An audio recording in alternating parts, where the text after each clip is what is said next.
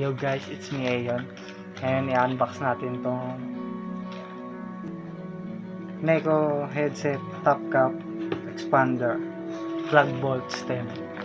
Ginagamit siya sa carbon forks kapag naka-carbon stirrer ka. Bali, kailangan mo compression plug, hindi star nut. Pag star nut yung gamit mo, dapat sa sa aluminum and steel na stirrer tube. Bali kapag carbon, kailangan mo ng expander. Kasi kapag yung tension sa stem mo, yung compression niya, hindi kaya ng stirrer tube. Kaya kailangan mo ng compression plug para ma-equalize yung force and di mas madamage yung carbon. Yan. Ngayon, buksan ko na. Ano naman itong bulto na. Yan. Yan.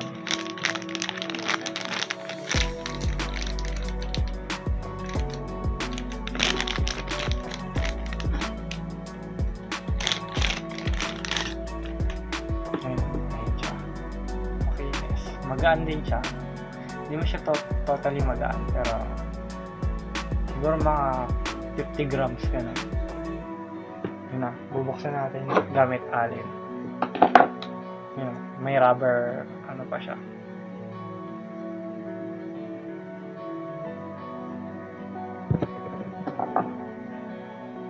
Gamit kami ng 4mm ay 5mm allen.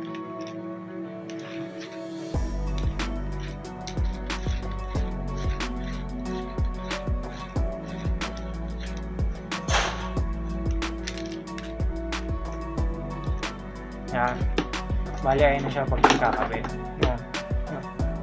Paano yun naman ikabit to sa fork? Hindi, ito ngayon yung fork ko. Hindi ko siya napuputulan. Pero, bali, gagawin mo muna, higpitan mo muna siya kasi maluwag pa to.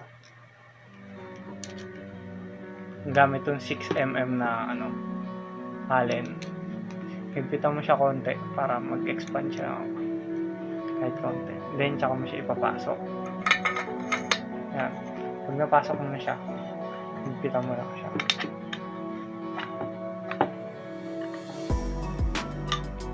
Yan. Yan. Higpitan mo siya. Yan. So yan, kapag may higpit, ayun na siya. Matigas na siya. Hindi siya masyado na-expand. Pero pag hinigpitan mo pa siya, mag-expand siya. Hindi ko alam kung ilang newton meters kailangan dito. Search na lang kung ilan yung recommended.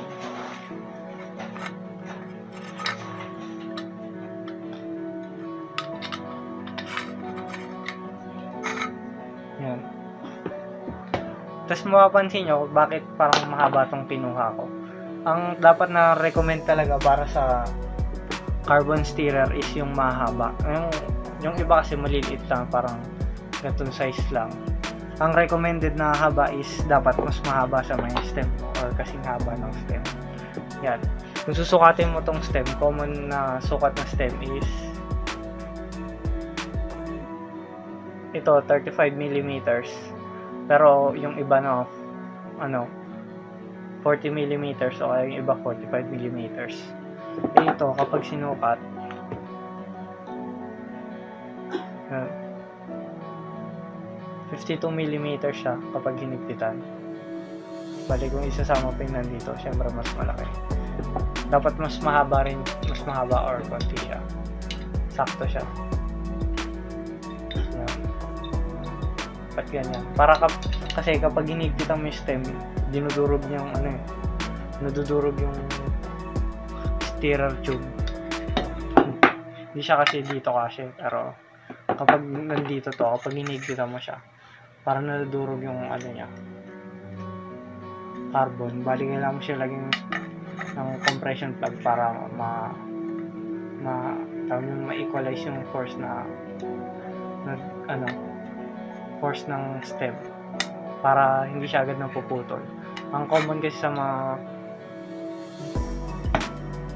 napuputulan ng carbon fork is yung maliit yung compression plug. Minsan yung iba parang wala pa, yung sobrang liit talaga. Pangit yung ganun eh. Pag nag-crash ka kasi madudurog agad yung taas. Bali, next time papakita ko sa inyo paano to ikakabit sa bike, and PowerPoint presentation kung bakit sila nasisira. Lahat ng mga technical details nandun. Ito yung pictures, ayun nung pagkakuha ko, syempre. Tapos, ito nung pagkatanggal ko. Malaki-laki yan, pero pwede na. Ang sunod na gagawin is, lalagyan siya ng grasa. Yan, una, tanggalin muna yung rubber cap. Para lang di siya mag-seize sa loob.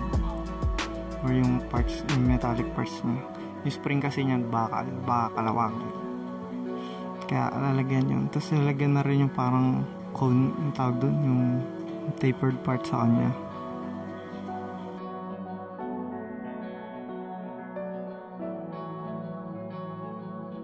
Yun, gamit kayo ng 6mm na allen para tanggalin yung malaking bolt. Tapos tulak nyo na lang yun.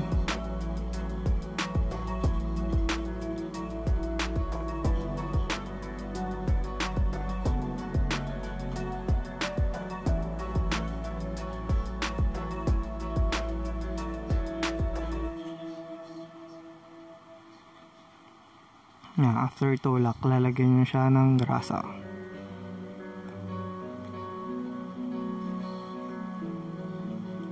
Lagyan nyo muna yung sa baba. Tapos sunod yung sa may taas.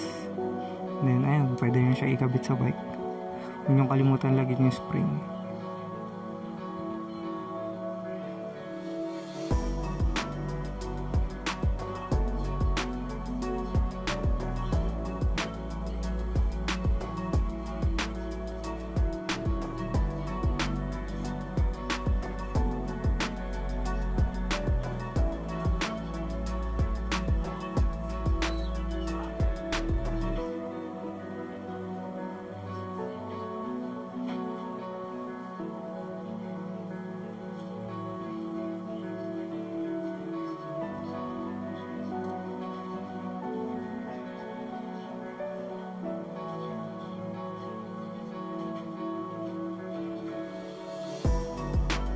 Tapos lagyan nyo din yung bolt.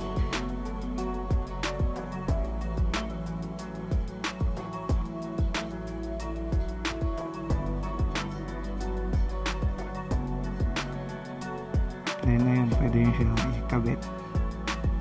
Higpitan nyo.